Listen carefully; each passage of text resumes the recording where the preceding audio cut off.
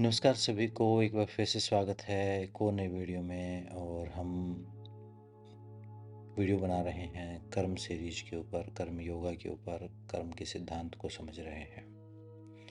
और जो आज की जो वीडियो है वो थोड़ा मिक्स एक कॉन्सेप्ट है जो मुझे लगता है कि जो ज़रूरी जानना है। मतलब जो सिलेबस मैंने आपको बताया है उस सिलेबस से रिलेटेड तो नहीं है, लेकिन कर्म के सिद्धांत से रिलेटेड है जो मुझे लगता है आपको समझनी ज़रूरी है। और इस सिद्धांत में मैं अपना अनुभव भी शेयर करूंगा। अगर इस वीडियो को आप पूरा देखते हैं तो आपको ये समझ में आएगा कि कर्म का सिद्धांत क्यों समझना ज़रूरी है। क्योंकि अगर मान लो मैं कितनी भी ज्ञान की बात बताऊं, मैं कितना भी कुछ भी आपको बताऊंगा, तो आपको लगेगा कि शायद कहीं ना कहीं 1% रहता है शायद कि ये इतना ज़रूरी नहीं है, कुछ और ज़रूरी है। कुछ और क्या ज़रूरी है जो लोग बता रहे हैं कि ये कर दो तो ये हो जाएगा, वो कर दो तो ये हो जाएगा, ये उपाय कर लो, ये तुम ये सब कर लो। जो भी मतलब जो आपके लिए आसान लगता है, जो आपको लगता है कि कहीं कुछ छोटा मोटा किया और उसी से बस भाग्य किस्मत आपकी चमक जाएगी और आपका जीवन सफल हो जाएगा। या किसी को अलग अलग प्रकार की मार्केटिंग, अलग अलग प्रकार के वादे लोग कर रहे हैं। और एक जो साधक है, एक जो सीकर है, एक जो भटका हुआ व्यक्ति है जिसको मार्गदर्शन चाहिए, जैसे बोलते हैं दुखिया दीवाना, तो वो तो दीवाना है, वो कोई भी कुछ भी बोलेगा तो वो करेगा। तो उसको, और अब मैं जो बात बता रहा हूँ उसको सुनना तो बड़ा मुश्किल काम हो। आधे आधे घंटे की वीडियो हैं, कहीं कुछ फिलोसफिकल लग रहा होगा, कहीं थ्योरेटिकल लग रहा होगा, और आपको लग रहा होगा कि शायद इनके देखने से कुछ नहीं होगा, शायद वो जो बता रहे हैं या वो जो बता रहे हैं तो उन सब से कुछ हो जाएगा। और शायद ये किताबी बातें हैं, या हो सकता है शायद ये हमारे बस की बात नहीं है, ये बहुत बड़ा कॉन्सेप्ट है। तो आज की वीडियो में मैं अपना अनुभव आपको बता रहा हूँ। जो बातें आप कर सकते हो, जो आप सोच सकते हो, वो सारी मैंने सोची हैं।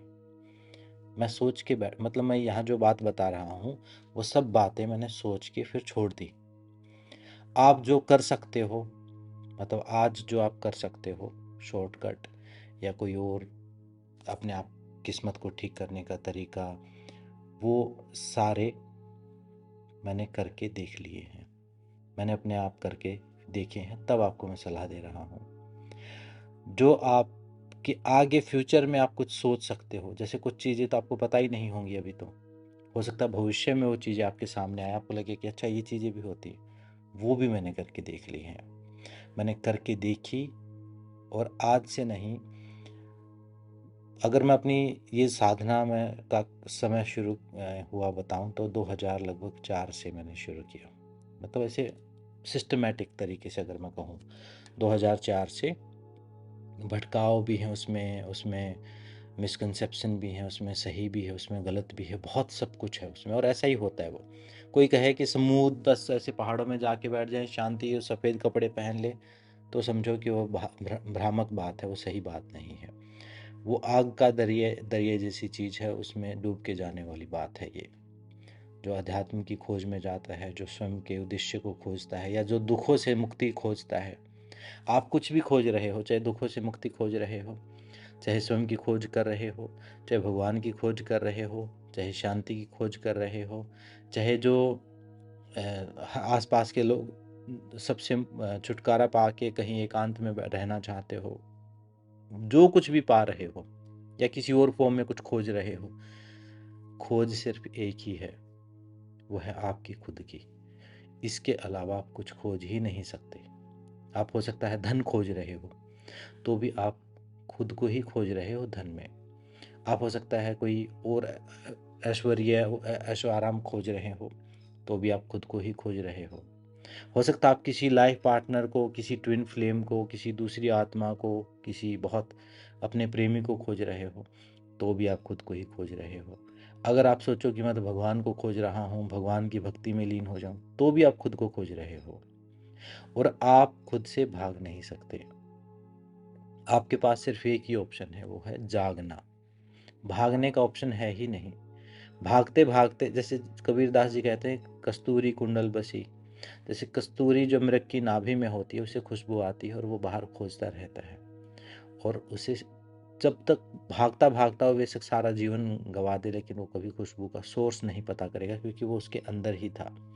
तो आपके अंदर जो प्यास है, जो तड़प है, चाहे जो किसी भी लेवल की हो, चाहे कोई समस्या चली हुई है आपके जीवन में, उससे मुक्ति चाहते हो कि ये चीज़ ठीक हो जाए, उसमें भी आप खुद को ही खोज रहे हो।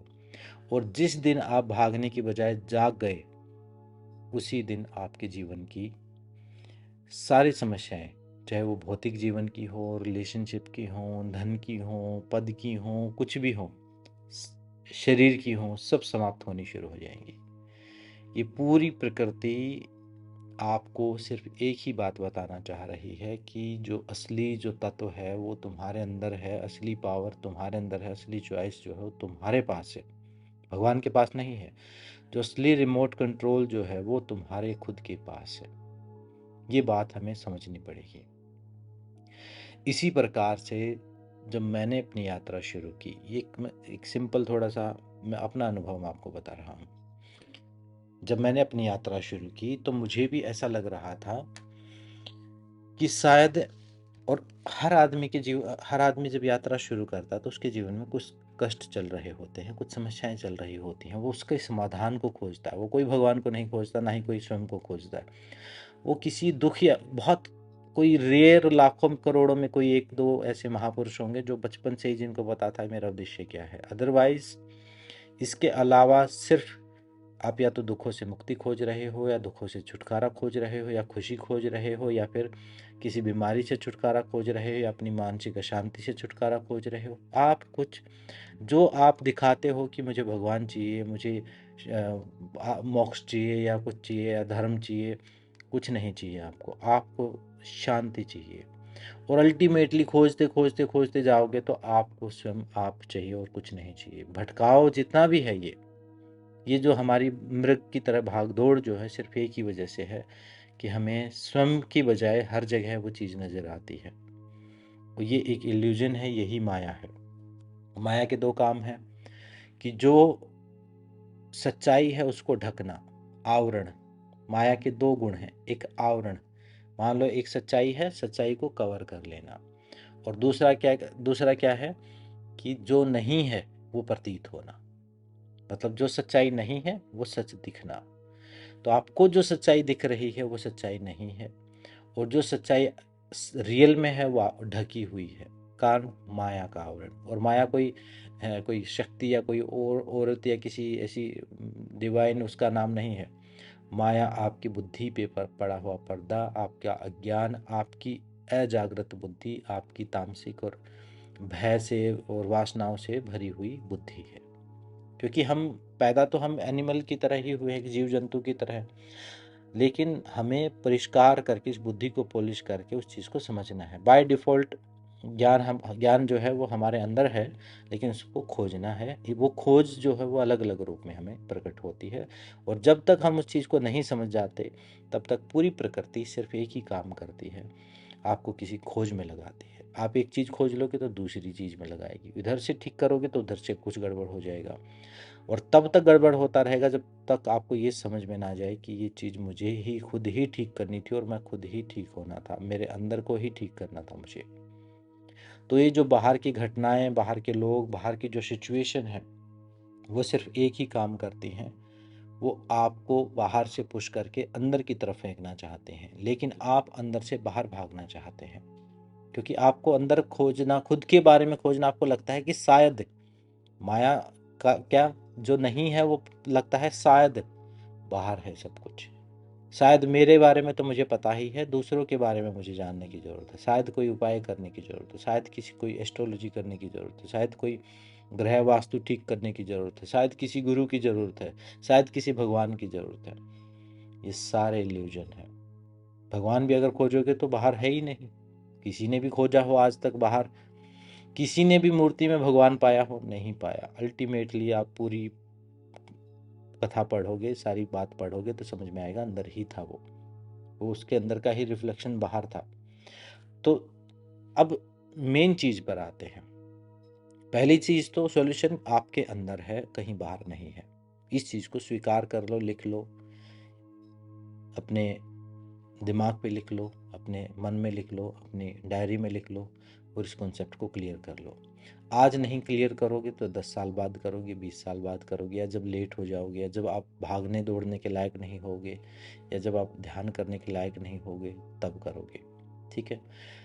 अब मैं बात करता हूँ शुरुआत से। जब मुझे ये चीज़, जब मैं इस फील्ड में आया, जब मैं स्पिरिचुअलिटी के फील्ड में आया, मुझे लगा कि शायद मैं ध्यान कर लूँ, शायद मैं कुछ हीलिंग कर लूँ, शायद मैं कोई एनर्जी हीलिंग कर लूँ। और मैं बचपन से ही मेरे अंदर वो संस्कार थे।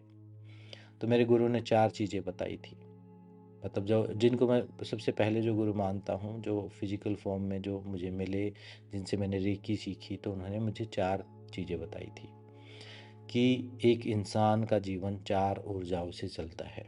और यही सब आप भी यही मानते हो और आप भी इस चीज़ से एग्री करोगे। पहली ऊर्जा है ग्रह की ऊर्जा, इस जो एस्ट्रोलॉजिकल प्लैनेट्स की ऊर्जा। इन्हीं भ्रमों में तो आप भटकना चाहते हो कि मैं कुछ ग्रह यंत्र ठीक करा लूँ, कोई और बता दे, कोई बहुत विद्वान ज्योतिषी मुझे मिल जाए। तो ग्रह प्लैनेट जितनी भी ऊर्जा है आपकी कुंडली है, और कुंडली झूठ नहीं है। अगर आपका समय सही है, ग्रह सब समझ में आए तो ठीक है, वो कुंडली है आपकी। मतलब एक आपका एक मैनुअल है वो कुंडली, आपके बारे में बताती है वो कुंडली कि आप कैसी एनर्जी लेके आए हो, कैसा प्रारब्ध है आपका, उस बारे में बताती है वो चीज़। ज्योतिष की ऊर्जा, इस ज्योतिष में सारी चीज़ें आ गई। इस ज्योतिष में डाउजिंग भी आ गई, इस ज्योतिष में टैरो कार्ड भी आ गया, इस ज्योतिष में हर प्रकार के ज्योतिष आ गए। ये क्या इनसे क्या प्रेडिक्ट किया जा सकता है? इनसे प्रिडिक्ट किया जा सकता है सिर्फ आपका पास्ट, या आपके बारे में सिर्फ एक अंदाजा दिया जा सकता है कि आप कैसी ऊर्जा लेके आए हो। ठीक है। लेकिन ज्योतिष आपकी भविष्य को बदल नहीं सकता। ठीक है। पहली ऊर्जा थी ज्योतिष की, ग्रह की, प्लेनेट की, ये सारी ऊर्जा। दूसरी ऊर्जा आपके पितरों की ऊर्जा। अब कई लोग उसको पितृदोष बोल देते हैं।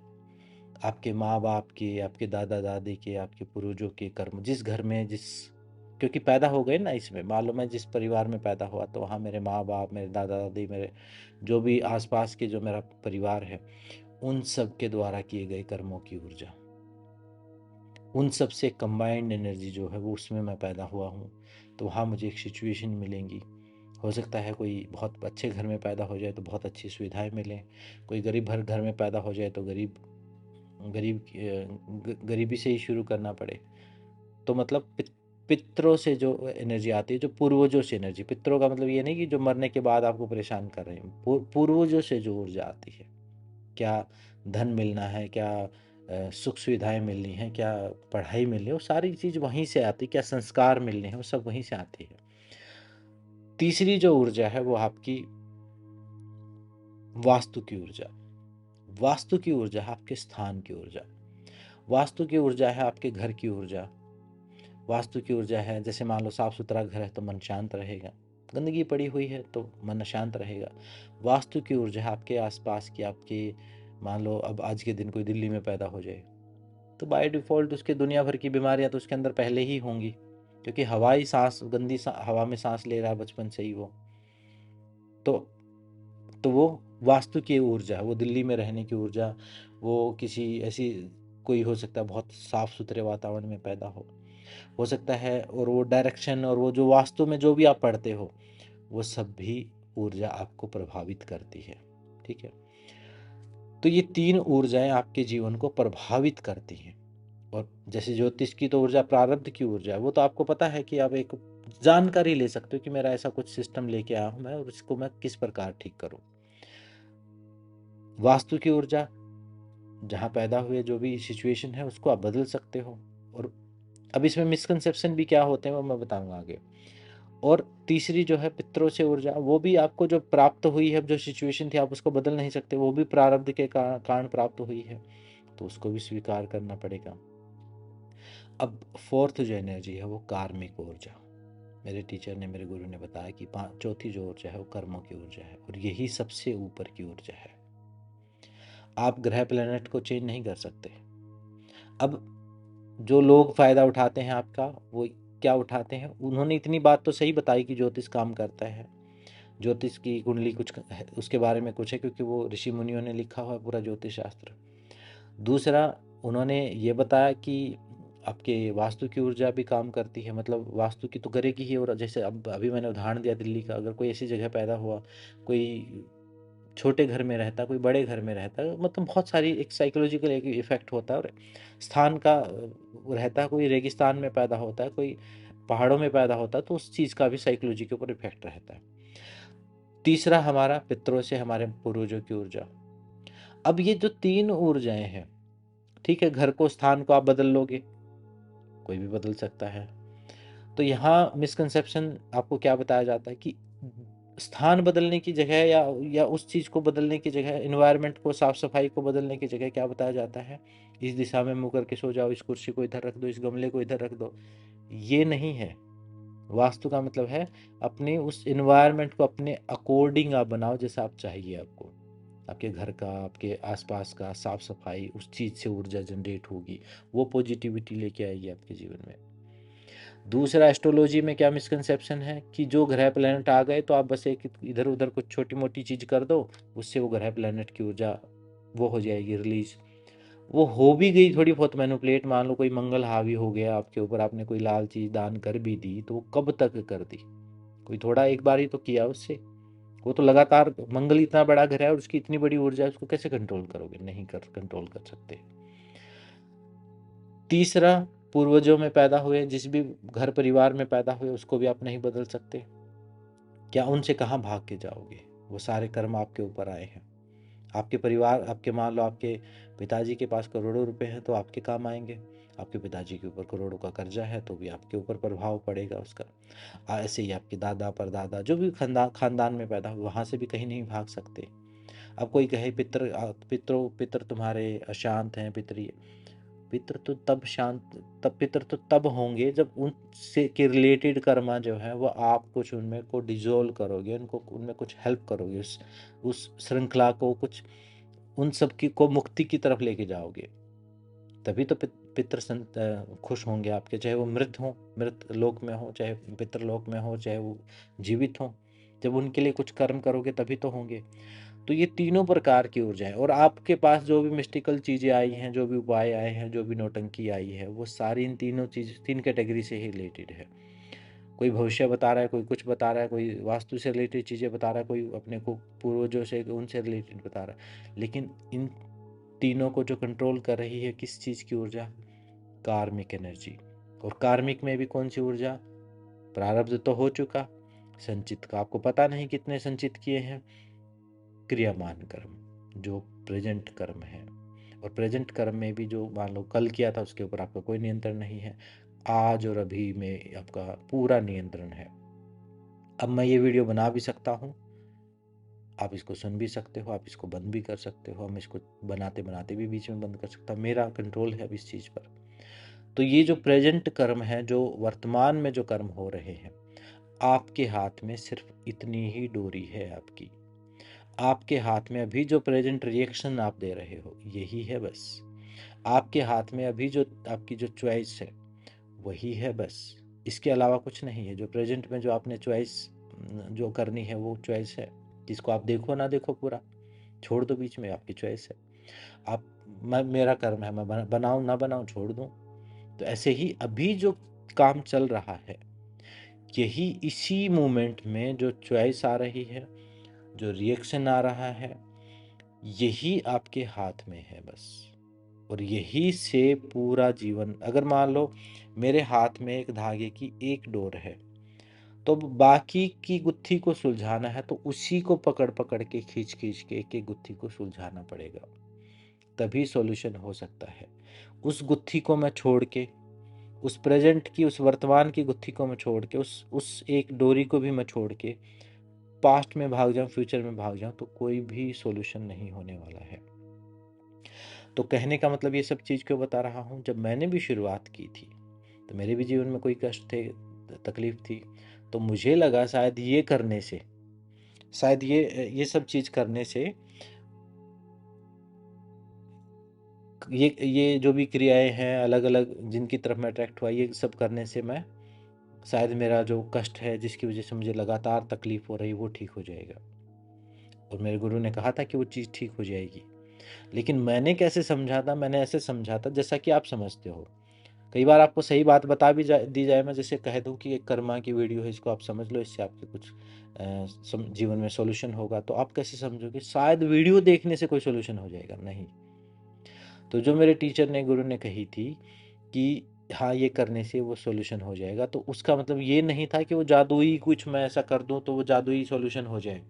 उसका मतलब ये था कि उसके करने से मेरी बुद्धि में कुछ परिवर्तन आएगा, मैं जागरूक होऊंगा, मुझे समझ आनी शुरू होगी, कार्मिक इफेक्ट समझ में आना शुरू होगा, मैं कर्मों को अलग तरीके से करूंगा, चॉइस अलग लूंगा, और मुझे सद्बुद्धि प्राप्त हो जाएगी, तो बाकी चीज़ें अपने आप ठीक हो जाएंगी। ये मतलब था उसका, ना कि ऐसा कि मैं करूंगा और वो समस्या के ऊपर जादू तंत्र कुछ मंत्र कर दूंगा, कुछ एनर्जी सेंड कर दूंगा और वो समस्या ठीक हो जाएगी। और मैंने ऐसी गलतियां की भी। मैंने कोशिश की कि शायद वो ऐसे हो जाए, मैंने अफर्मेशन लिख दी, मैंने पिरामिड, क्रिस्टल, पता नहीं क्या का क्या बना दिया। लेकिन जो सबसे मुख्य चीज़ थी, कर्म, वो मैंने नहीं किया। मैंने बहुत सारी साधनाएं भी की, मैंने सब कुछ किया, लेकिन जो कर्म था वो नहीं किया। कर्म जो मेरे से हो रहा था वो मैं कर रहा था, लेकिन उतनी समझ होती तो उतना समय नहीं लगता। मुझे लगा शायद उपाय का मतलब ये नहीं, उपाय आपको अगर मान लो कोई उपाय बता भी रहा तो उपाय का मतलब है कर्म, कर्म करना। और कर्म क्या है? जो मैंने अभी पिछली वीडियो में बताया है वही सब करना। तो फिर जब बहुत सारे भटकाव हो के, बहुत सारे पैटर्न रिपीट हो के, बहुत सारे कार्मिक, मतलब मैं क्या क्या घटनाएं बताऊं, बहुत सारी घटनाएं, बहुत सारी, और जितना आप समझ सकते हो उतने ज़्यादा उतार चढ़ाव मैंने देखे अपने जीवन में। उसके बाद मुझे ये समझ में आया कि ये बात क्या थी और कैसे मैंने उस चीज़ को समझा। तो फिर मैंने क्या किया, तब मुझे उन विद्याओं का मतलब भी समझ में आया, तब मुझे ज्योतिष का मतलब भी समझ में आया, तब मुझे वास्तु का मतलब भी समझ में आया, तब मुझे ग्रह, प्लैनेट, ऊर्जा चक्र, जो भी आप मंत्र हो सकते हो उन सब का समझ में आया, कैसे वो काम करती हैं।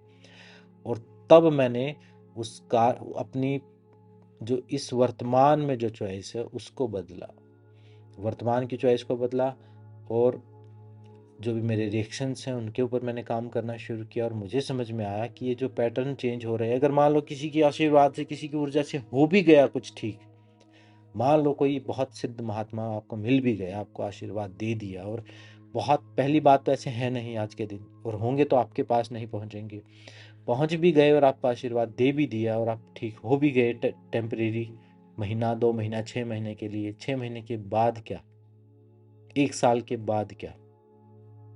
कोई छोटे मोटे कर्म करने से आपने कुछ कर भी दिया ऐसा, तो सॉल्यूशन क्या?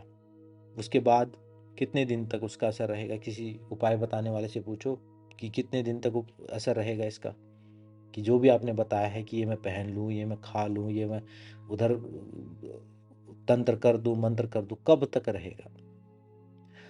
तो मेन बात क्या है? मेन है कार्मिक एनर्जी। अब उस कार्मिक एनर्जी को प्रेजेंट कर्मा के द्वारा ही डिजोल्व किया जा सकता है, अपने पैटर्न्स को समझ के, उन पे काम करके, अपने ध्यान के द्वारा, तप के द्वारा, वैराग्य के द्वारा, जो ऋषि मुनियों का बताया हुआ ऑथेंटिक रास्ता है। हर रोज आप माइंडफुलनेस, ध्यान, जागृति, मंत्र, जो भी बहुत सारी चीज़ें हैं उनमें से कुछ करो, साथ में अपने कार्मिक पैटर्न को चेंज करो। जैसे मैंने जो लास्ट वीडियोज में 3 रास्ते आपको दिए थे, एक एक मैंने दिया था जो चल रहा है उसको ऐसे चलने दो, कुछ नहीं बदलोगे तो कुछ नहीं बदलेगा। दूसरा शुभ कर्म वाला कि जो भौतिक सुख चाहिए तो इस प्रकार से कर्म करो। और एक तीसरा आध्यात्मिक सुख वाला कि भाई मुक्ति चाहिए तो फिर उस प्रकार के कर्म करो। तो वो सारे रास्ते मैंने डिटेल में पूरा रोड मैप आपको बना के दिया, उस रास्ते पर चलो। उस रास्ते पर चलोगे तो इंस्टेंट परिवर्तन नहीं दिखाई देगा, आपको लगेगा कि अरे इससे क्या होगा, क्योंकि आपके अंदर धैर्य नहीं। एक साधक के अंदर मैंने पाया सबसे जरूरी होता है धैर्य, और एक साधक के अंदर ही सबसे ज़्यादा कमी होती है धैर्य की। सबसे ज़रूरी होता धैर्य, मेरे अंदर भी नहीं था, और सबसे कमी होती है धैर्य की। आपके पास धैर्य के अलावा सब कुछ मिल जाएगा, आप सीखने के लिए भी तैयार हो, आप सब कुछ करने के, लेकिन धैर्य आपके अंदर अगर होगा तो फिर कोई परिवर्तन से रोक नहीं सकता। परिवर्तन क्या है? इस समय जो कर्म कर रहे हो उस पर ध्यान रखो, उसको पूरी तरह करो, उसको ईमानदारी से करो। वो किस दिशा में जा रहा है वो चॉइस आपके पास है। कोई भी प्रकृति की कोई भी शक्ति, कोई भी भगवान कभी आपका हाथ नहीं पकड़ता। आप किसी को स्कूल में पढ़ा दो, आप किसी को भोजन करा दो, आप कोई चोरी कर लो, आप किसी का मर्डर कर दो, कोई हाथ नहीं पकड़ेगा आपका। पूरी पावर आपके हाथ में है। तो ये एक चॉइस है आपके पास। और ये डिसाइड भी तब होती है, ये वीडियो भी तभी आपको दिखेगी, ये बात भी तभी समझ में आएगी जब कुछ फाउंडेशन आपकी बन चुकी होगी। पहले आपने कुछ चॉइस की होगी, उस चॉइस की वजह से दूसरी नई चॉइस ठीक आएगी, नए रिएक्शन ठीक आएंगे, नया पैटर्न डेवलप होना शुरू होगा।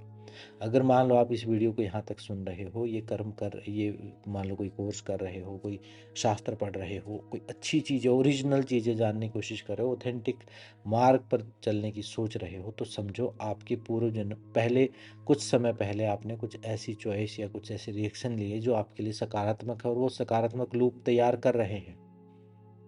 तो इस प्रकार से आपको चीज़ समझनी है। तो बात जो है, जैसा आप समझते हो या जितना सस्ता सौदा आपको लगता है, उतना सस्ता सौदा है नहीं। सस्ता सौदा नहीं, सच्चा सौदा है ये। यहाँ पर तो आपको अपने आप को ढूंढना पड़ेगा, अपने आप के बारे में समझना पड़ेगा, अपने बारे में चिंतन मनन करना पड़ेगा, तभी जाके ये चीज़ें कुछ शॉर्ट आउट होंगी। नहीं तो ऐसे ही लूप में घूमते रहोगे, वही घटनाएं, वही क्राइसिस, वही रिलेशनशिप, वही फाइनेंस, वही सब जो होता आया ऐसा ही रिपीट होता रहेगा। वही दिन, वही रात, वही जीवन, वही मरण। आज 2025, कुछ ऐसा लग रहा है 2 दिन पहले 2025 आया था और आज 2026 आने वाला है। ऐसे ही साल गुजर जाएंगे, ऐसे ही दिन गुजर जाएंगे। तो करें क्या? सॉल्यूशन क्या? सॉल्यूशन सबसे पहले आत्मचिंतन मंथन। डिपेंडेंसी छोड़ के, बाहर की चीज़ों कि कोई मसीहा आपको कोई कुछ करेगा, मैं भी जो बात बता रहा हूँ इससे भी सिर्फ गाइडेंस ले लेनी है आपको। कोई मेरे ऊपर भी डिपेंड होने की ज़रूरत नहीं। मैं आपको रास्ता बता सकता हूँ, उस पर आप चलो, चलना आपको पड़ेगा। हमारे ऋषि मुनियों ने भी रास्ता बताया, उन पर चलो, चलना आपको पड़ेगा। चलोगे, मैंने बताया 2-4 महीने आप करके देखो, 2-4 महीने आप सत्य का पालन करके देखो, अभी आगे की वीडियोज में बताऊंगा, अहिंसा का पालन करके देखो, आप किसी को माफ़ करके देखो, आप लेट गो करके देखो, आपको पता चलेगा। आपको ये समझ में आएगा कि ये चीज़ें इतनी थी। उसके लिए कोई ऐसा नहीं कि कोई करोड़ों का दान दे दिया। तो ये आपको बस अपना जीवन के प्रति एटीट्यूड चेंज करना है और अपनी रिस्पॉन्सिबिलिटी अपने हाथ में ले लेनी है। और कर्म का सिद्धांत मैंने आपको हर एंगल से मैं आपको समझा रहा हूँ। उस चीज़ को समझ के जिस दिन सांस भर के आंखें बंद करके 2-4 सांस लेके आपने अपने मन में बोल दिया कि हाँ, मेरे जीवन का मैं खुद जिम्मेदार हूँ, मेरे साथ हुई अच्छी बुरी घटनाएं डायरेक्ट इनडायरेक्ट मेरे से ही हुई है, अब मैं उनको शॉर्ट आउट करने के लिए मैं तैयार हूँ। और आपके अंदर मन को पता है कि क्या हुआ है। जब थोड़ा सा रिफ्लेक्शन करोगे, सेल्फ रिफ्लेक्ट करोगे, तो आपको एक एक चीज़ का मतलब समझ में आएगा और उस मतलब एक सेंस भी बनाएगा। और कोई भी बात और कोई भी घटना बेवजह नहीं है। कोई भी बात, कोई घटना बेवजह नहीं। इस वीडियो को आप देख रहे हो, ये बेवजह नहीं है। इसके लिए भी कुछ एफर्ट आपका हुआ होगा, कोई डिसीजन आपने लिया होगा। तो अब आपके हाथ में सिर्फ वर्तमान, ये जो पल चल रहा है ये है। और अभी जो एक्शन ले रहे हो, अभी जो कर्म कर रहे हो, अभी जैसे वीडियो देख रहे हो, मैं बोल रहा हूँ तो मेरा बोलने का कर्म, आपका सुनने का कर्म है। इसको पूरी तरह करो और इसी को ईमानदारी से करो। और ये एक बूंद निचोड़ लेना इस पल से, निचोड़ लेना। वो जो वर्तमान में जीने की बात जो करते हैं कि बस एक रस निचोड़ लो इस जीवन से, इस एक एक सेकंड से, तो वहां भी हम गलत समझ जाते हैं। वहां भी हम ये समझ जाते हैं कि बस ऐसे खुश हो जाओ, ऐसे पागलों की तरह कि इस सेकंड में बस ये जा रहा है, बस खुश हो जाओ। मूर्खतापूर्ण बात है वो। जब आपके अंदर से खुशी आ ही नहीं रही है, जब आपका हंसने का मन नहीं है, आपका खेलने का मन नहीं है, तो कैसे आप वर्तमान पल में ऐसे हंसोगे, खेलोगे, कूदोगे? उसका मतलब है इसमें जो भी बेस्ट कर सकते हो, जो भी आगे की फाउंडेशन, आप एक ईंट यहाँ पर रख सकते हो, अगली पल में फिर अगली ईंट रख सकते हो। तो ये जो प्रेजेंट मोमेंट में जो कर्म कर रहे हो उन पर ध्यान दो वो सकारात्मक दिशा में जाएंगे तो वो सकारात्मक दिशा में, वो नकारात्मक में जाएंगे तो आगे नकारात्मक होते जाओगे। वो न्यूट्रल स्टेट में, सम अवस्था में जाएंगे तो मुक्ति की तरफ जाओगे। तीनों मार्ग मैंने डिटेल में बताए हैं। अब एक मार्ग को चुनो, उस पर काम करना शुरू करो। मुक्ति वाला सुनने में इंटरेस्टिंग है, बहुत बड़ा है, पॉसिबल नहीं है, प्रैक्टिकल नहीं है। अभी क्या करो, नेगेटिव से पॉजिटिव की तरफ आना शुरू करो। पॉजिटिव जब सही ट्रैक पर चल जाए गाड़ी, तब मुक्ति वाली गाड़ी, तब ट्रैक चेंज करना। 3 पटरियां हैं, एक नकारात्मक जीवन, नकारात्मक पैटर्न पर चले हुए हो, दूसरी पटरी है सकारात्मक, तीसरी है मुक्ति वाली। तो मुक्ति पहले ईड़ा पिंगला को बैलेंस करते हैं ना, तो वही पहले नेगेटिव से पॉजिटिव पर आओ, पॉजिटिव से फिर शिफ्ट करो। डायरेक्ट जंप मारोगे तो ना उधर के रहोगे ना उधर के रहोगे। तो बात ऐसे है कि जो भी आप कर्म कर रहे हो उसमें करो। कर्म क्या कर सकते हो, कर्म जितने भी पुण्य कर्म कर सकते हो, आपके पास जो भी पॉजिटिव कर्म करने की अपॉर्चुनिटी आती है उसको तुरंत कर दो, फायदा नुकसान मत देखो, कर दो उसको, ठीक है, वो करो। दूसरा, तप करो।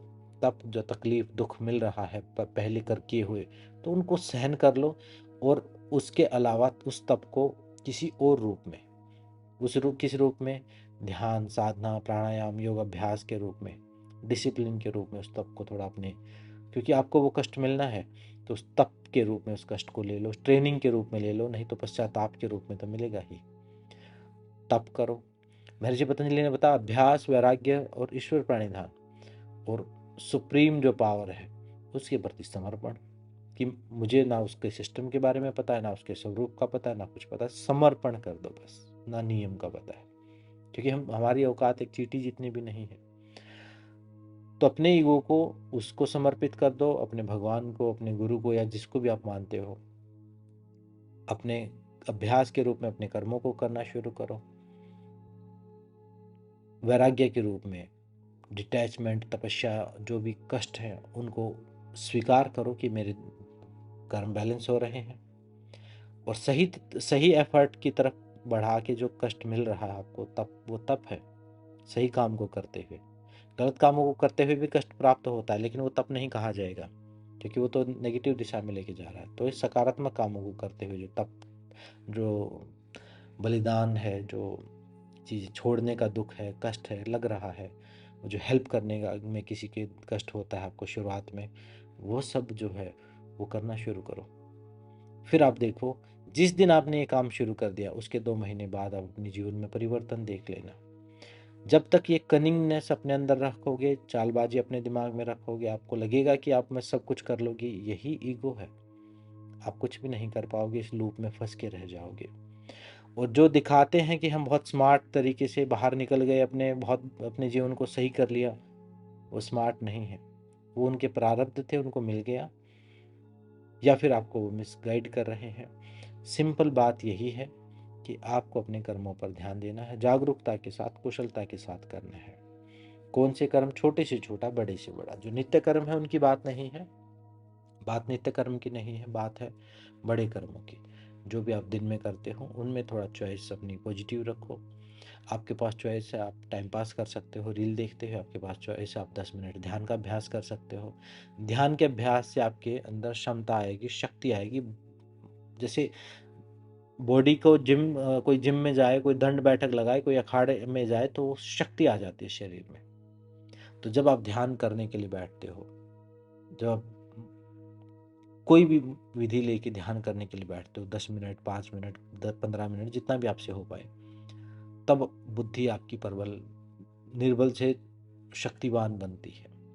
यहाँ का जिम है वो, तो उसको करना शुरू करो। वो तप में भी आ जाएगा, और वो आपके कार्मिक संस्कारों की क्लीनिंग भी करेगा। सफाई का काम करता ध्यान, क्योंकि ध्यान में देखा होगा, ध्यान बैठते ही बहुत सारे विचार आने शुरू हो जाएंगे, ध्यान में बैठते ही वासना उठनी शुरू हो जाएगी, ध्यान में बैठते ही सारे ऐसे काम होंगे जो आपको लगता है कि शायद मेरे अंदर है ही नहीं, क्योंकि अंदर झाड़ू लगना शुरू हो गया। तो यही सही मार्ग है, यही सदमार्ग है, इसकी तरफ आगे बढ़ते चले जाओ। और मैं आपके को ये बता रहा हूँ, सालों साल के अनुभव से मैं बता रहा हूँ। एक चीज मेरी लगातार निरंतर रही है, मैंने गलतियां भी की हैं, सब चीज़ें ट्राई करी हैं। एक तो एक्सपेरिमेंटल माइंड मेरा, मैं क्यूरियस रहा हूँ, ओपन माइंड मैंने हमेशा रखा है कि चलो इसको भी देखते हैं और इसमें क्या होगा, ऑब्जर्व न्यूट्रल से पूरा करके देखा उस चीज़ को। दूसरा, निरंतर रहा हूँ उस चीज़ को, मैंने लगातार किया, ऐसा नहीं कि बस किया तो फिर छोड़ दिया फिर कर लिया। जो किया है वो पूरा किया, उसको उसकी गहराई में जाके उसको समझा। उसके अलावा कोई पहले मैं जब जो भी अब मैंने किया उसको पूरी तरह अपने पूर्वाग्रह, पूर्व धारणाएं, पूर्व नॉलेज को हटा के फिर मैंने करने की कोशिश की। तो उससे फ़ायदा क्या हुआ? उससे ये फ़ायदा हुआ कि धीरे धीरे अपने जीवन में थोड़ा सा परिवर्तन मैं कर पाया, थोड़ा कुछ इस लायक मैं शायद हो पाया कि आज आपको मैं बात बता रहा हूँ, मैं बोल पा रहा हूँ, कुछ मुझे पता है, अपने जीवन का मेरा अनुभव है, थोड़ा इस लायक हो पाया। और जो भी मानसिक अवस्था जहाँ मैं काम, क्रोध, मोह, लोभ के अंतर्गत वही सब चलता रहता था, उस चीज़ से बाहर निकल पाया। मतलब उससे कम हो पाया, उसकी डिग्री कम होती है। मैंने बताया बाहर तो बिल्कुल, कोई कहे कि बिल्कुल ही ना हो तो वो तो फिर बुद्ध हो गया, वो तो अरहंत हो गए। वो नहीं, वो सिद्ध वाली बात नहीं। लेकिन अगर मान लो 50% 70% भी कम हो जाए तो काफ़ी कम हो जाते हैं, बहुत बहुत खुल के जीवन जी पाओगे। तो ये धीरे धीरे इन चीज़ों में कमी आई, मुझे समझ में आया, चीज़ें समझ में आ रही हैं। और भी बहुत सारी चीज़ें हैं, लेकिन शुरुआत तो किस दिन से हुई, जिस दिन मैंने रिस्पॉन्सिबिलिटी अपने ऊपर ली। पहले मैं किसी और को रिस्पॉन्सिबल, मेरे जीवन में कुछ गलत हुआ तो मैं दूसरों को रिस्पॉन्सिबल बता देता था कि शायद उसने कुछ गलत किया होगा, शायद उसने ठीक नहीं किया, इसने वो नहीं किया। अब मुझे समझ में आया कि तो सारा मैं ही तो कर रहा था। वो जो भी घटनाएं हुई वो सारी मेरी वजह से हुई, मुझे ही, मेरी वजह, मैं ही जिम्मेदार था उनका। वो जिम्मेदार ऐसा नहीं, वो दिखने में तो किसी को मैं तीसरे पर्सन को बताऊंगा तो वो कहेगा कि नहीं नहीं तू जिम्मेदार नहीं, वो जिम्मेदार था। लेकिन मायने में जो चॉइस थी वो मेरी ही थी। एक डिसीजन लेना था मुझे इस रास्ते पर जाने का, तो मैं उसी रास्ते को मैंने चुना। तो मेरी ही चॉइस हुई। उस रास्ते पर जो फूल मिले, कांटे मिले, वो मेरे ही थे। तो इसलिए जब आप एक बार शांति से बैठ के अपने जीवन की अपनी बागडोर अपने हाथ में ले लो, और परमात्मा की शक्ति उसी दिन आपके साथ हो जाएगी। उसी दिन जो आपका परमात्मा रूठा है, जो ग्रह नक्षत्र आपके रूठे हुए हैं, जो आपको लग रहा है कि मेरा कुछ वास्तु खराब हो गया, कुछ किसी ने, पड़ोसी ने कुछ करा दिया मुझे, उसी दिन ठीक हो जाएगा। आप आंखें बंद करके 10-15 मिनट का समय लो, 2-4 लंबे गहरे सांस लो, और ये अपने मन में पूरे हृदय पे हाथ रख के ये बोलो कि मेरे जीवन का मैं जिम्मेदार हूँ, मुझ सारे सुख दुख मेरे द्वारा ही कृत है, चाहे वो डायरेक्ट चाहे वो इनडायरेक्ट किसी भी रूप में हो। तो इस प्रकार से जैसे ही आप बोलोगे तो विद इन फ्यू डेज, अभी जैसे हम कुछ ध्यान की कुछ मैं वो शुरू करवाया मैंने, बताना कि एक ऐसे ग्रुप बना के कैसे ऐसे थोड़ा अभ्यास कर लो, शुरू किया मैंने, कुछ करवाया नहीं। लोगों ने करना शुरू किया, लोगों ने लिखना शुरू किया, वो कह रहे हैं कि हमें 2-4 दिन में ही पॉजिटिविटी आनी शुरू हो गई। कारण कोई मेरी वजह से आई नहीं, उन्होंने अपने अपने ऊपर लेके अपने तरीके से सोल्व करना, रिएक्शन चेंज कर दिया उन्होंने और चॉइस चेंज कर दी। बस ये 2 काम किए। तो जैसे ही गाड़ी एक इतना सा ही लगेगा, अभी एक ट्रैक चल रहा है, थोड़ा सा जोर लगेगा, सेकंड ट्रैक पे चले जाओगे, फिर उधर दुनिया भर की चीज है, उधर सुख ही सुख है, उधर आनंद ही आनंद है, उधर पॉजिटिविटी ही भरी हुई है, इधर सारी नकारात्मकता भरी हुई थी। लेकिन ये जो शिफ्ट है ये बहुत आसानी से नहीं आता। ये शिफ्ट जो है बड़े कष्ट, बड़े दुख के रूप में, किसी बहुत बड़ी चोट के बाद ही समझ में आता है। वैसे सामान्य आदमी के दिमाग में ये बात पड़ती नहीं है। दुखी रहेगा वो, और वो कुनकुना दुखी रहेगा, थोड़ा थोड़ा दुखी, थोड़ा थोड़ा सुखी। तो वो एक ऐसा एक, ना वो ढंग से दुखी हो पाता ना ढंग से सुखी हो पाता, तो उसमें वो उस द्वंद्व में ही फंसा रहेगा। तो अगर आपको वो सही चोट और सही दुख और सही परेशानी लगी तो चॉइस बनाओ। और आगे की वीडियोस में मैं कर्मों को भी पर्टिकुलर बता दूंगा कि किस प्रकार से करो। रोड मैप मैंने आपको दे दिया कि ऐसे ऐसे करना है, नाम भी बता दूंगा कर्मों को कि किस प्रकार से करो। लेकिन वो वहम या उपाय नहीं होंगे, कर्म होंगे जो आपको करने पड़ेंगे। तो इस वीडियो में इतना ही, उम्मीद है समझ में आई होगी, और ये मैं अपना अनुभव आपको बता रहा हूँ। और कभी समय मिला कोई लाइव क्लास हुई तो कि घटना भी मैं आपको बता दूंगा। लेकिन घटना, हर किसी की घटना बताने का बेनिफिट ये नहीं है, क्योंकि आपके लाइफ की घटनाएं कुछ और हैं, आप रिलेट नहीं कर पाओगे, या रिलेट कर पाओगे तो उसी एंगल से सोचना, क्योंकि हम एसेंस ना पकड़ के हम एज इट इज ले लेते हैं उस बात को कि उनके जीवन में ऐसे हुआ तो हम भी ऐसे ही कर देते हैं। मेन एसेंस ही पकड़ना है। जब आपके सामने पहले एक रिस्पॉन्स आएगा, कोई बुरी बुरी घटना आई है तो रिस्पॉन्स से उसको, उस ऊर्जा को वहीं ठहरा दो। रिस्पॉन्स कैसे? ऐसे अब ये मत सोचना कि ऐसे ही हाथ कर देंगे। रिस्पॉन्स का मतलब है रिएक्शन जो है। किसी ने क्रोध किया तो शांति का रिएक्शन, मौन का रिएक्शन, इग्नोरेंस का रिएक्शन, आपसे गलती हुई तो माफी का रिएक्शन। अगर क्रोध का जवाब को क्रोध से ही दे दिया तो हो गया एक नया साइकिल शुरू, एक नई पटरी पे गाड़ी चढ़ेगी। अब रिएक्शन, उसके बाद चॉइस कि मुझे अब क्या करना है, समझाना है, दूर जाना है, क्या करना है। एक नया ट्रैक शुरू कर दिया, इसी पल से नया ट्रैक शुरू कर सकते हो आप, इसी पल से। इसी पल का मतलब इसी समय जो पहला आपके जीवन, आज के दिन का जो भी पहला कर्म होगा, उसी से एक नया ट्रैक आपके जीवन का शुरू हो सकता है। लेकिन डिफरेंटली रिएक्ट करना पड़ेगा, रिस्पॉन्ड करना पड़ेगा, रिएक्ट नहीं करना पड़ेगा। अभी तो हम ऑटोमेटिक रिएक्ट करते हैं।